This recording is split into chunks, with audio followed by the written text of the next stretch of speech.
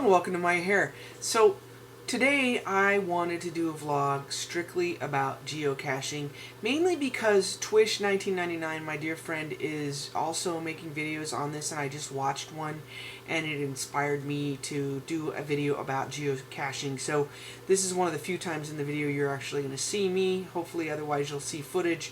I'm going to show you a few finds that I've had. I actually have the very first find I ever found, say that 3 times fast, on video, so I'm going to put that in, and then various other finds, and then I'm going to show you all my hides.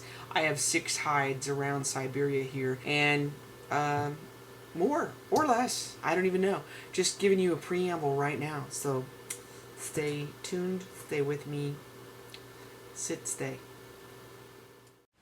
My first ever geocacher. I was so thrilled to find that. That's less than a mile from my house here in Siberia. It even had tchotchkes in it. Oh, and one more thing. I'm going to give you tips and hints as I think of them. One of which is bring kids with you. They're fearless. And by the way, look at that thing. Doesn't it look like a tampon? That tampon had my first geocoin or path tag in it. Sometimes you can find these, and also travel bugs. It's rare though. A lot of times it'll say they're in there and they're really not. I would say 1 in 10 are actually there. Anyway, that was the first one. We found it together and the boys let me have it. I was so thrilled. This next one I want to show you because it's one of my all-time favorites. We're talking top 3, and we all agreed it was difficult and awesome all at the same time.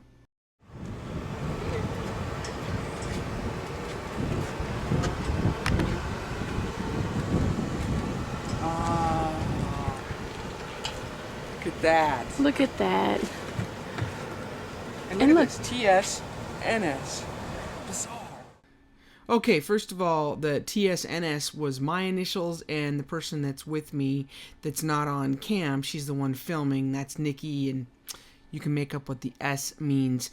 But I also feel the need to come clean here and tell you that we only filmed it when we found it.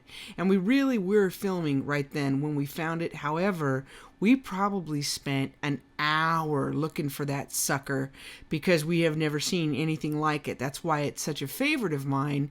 We looked anywhere and everywhere but there, and then we looked at the name of it. The name of the cache was Letters of Reflection, and we started looking for anything that was reflective or a letter, and that's how we found it. So I don't want you to be impressed. Hopefully you will be interested. This last find is an ammo box or an ammo can. It's the largest cache you're going to find in the wild. And in this cache, we found our very first ever travel bug, me and the boys, Aaron and Aiden. And they, again, let me keep it. See that one? It's from Canada. Pretty cool, eh? Now, the other reason to bring kids is because they'll go places you don't want to. That is the steepest freaking hill. I don't think the camera even does it justice, and if Aaron wouldn't have gone up there, we wouldn't have gotten that one because I know I wasn't gonna.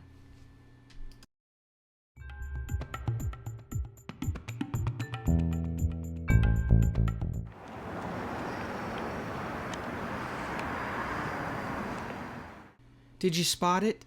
Yep, it's that bolt right there. I'm going to show you the close-up of it. It's a bolt, it's magnetic, and if you twist it off, inside is the actual log. Really, the hardest part about this thing is getting the log out of there, not finding it. See that log right there?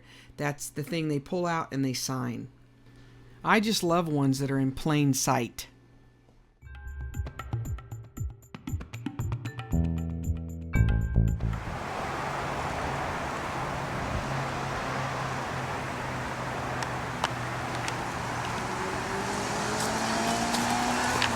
The following is a perfect example of why you should check your hides frequently. Unfortunately, cachers will make them harder and they'll make them easier. In this case, what's wrong with this picture?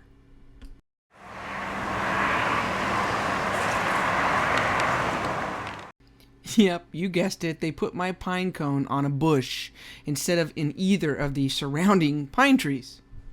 As you can see, I put the pine cone back in the pine tree where it belongs. Here's a close-up of what the pine cone looks like. It has a bison in the middle. You twist the bison out. Inside the bison, you will find the log that you need to sign.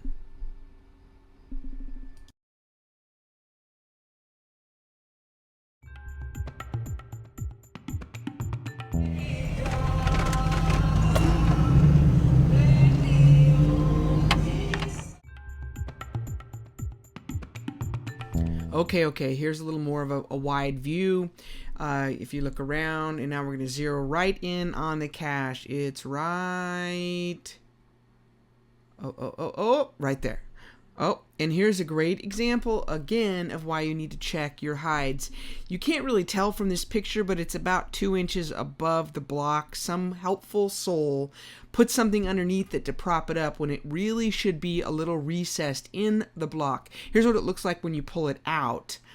Got to get my kit out and fix this sucker. Fortunately, I got what I need with me.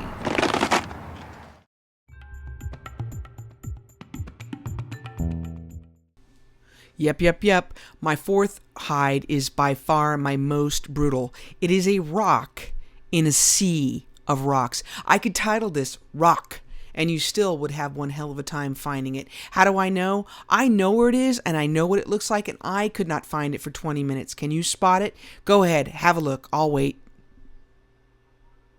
Did you see it? Here it is close up. Some helpful individual put a rock on top of it. Really, it's not necessary. It's hard to find. And here is a close-up of the rock.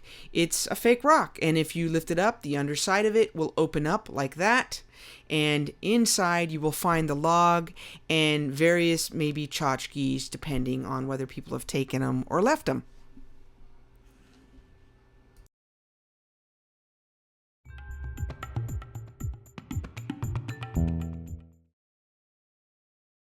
This one is by far the one that people like the most. It has the most favorites from fellow geocachers.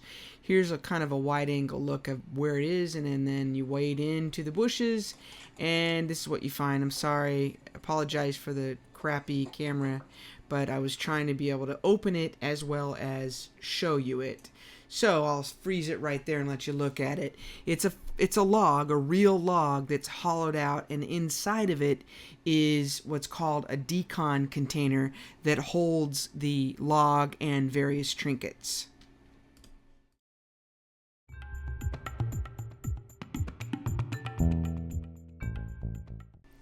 And my most recent hide is here in this park. If you look over at these, I don't know, what would you call that? Like patio. I don't even know what it's for. Now look closely. Do you see it? Yep, it's that brown thing in the top corner. Here's a close-up of it. Basically, it's a switch plate like this one that I painted brown to match its surroundings. If you flip it over, there's magnets that hold it against the metal, and there is a log that stays between the magnets and the metal. I want to show you what I carry around when I'm geocaching.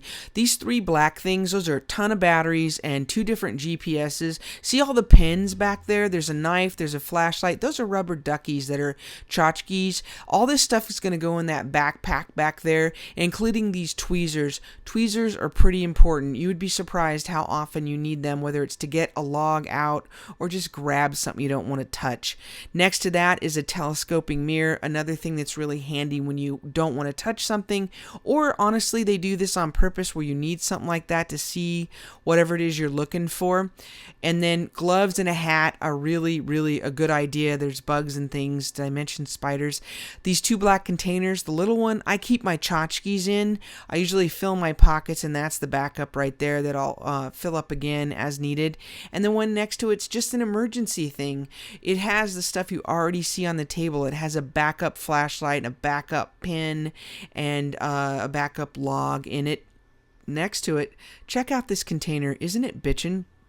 The top one has a bunch of travel bugs and path tags.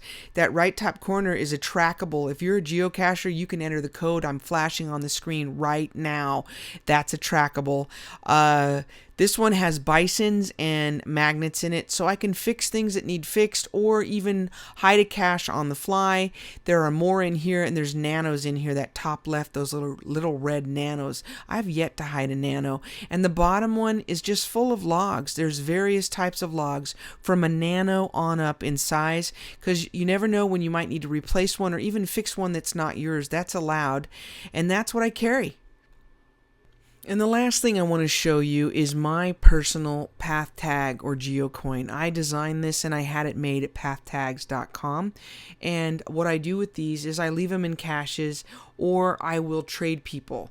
So I hope you've enjoyed this vlog about geocaching. If you're interested, you can also watch Twish 1999's vlogs, and there's another really good one called Geocache Spoilers here on YouTube that shows a lot of geocaches. So anyway, this is my latest obsession, and maybe it'll be yours. Pieces.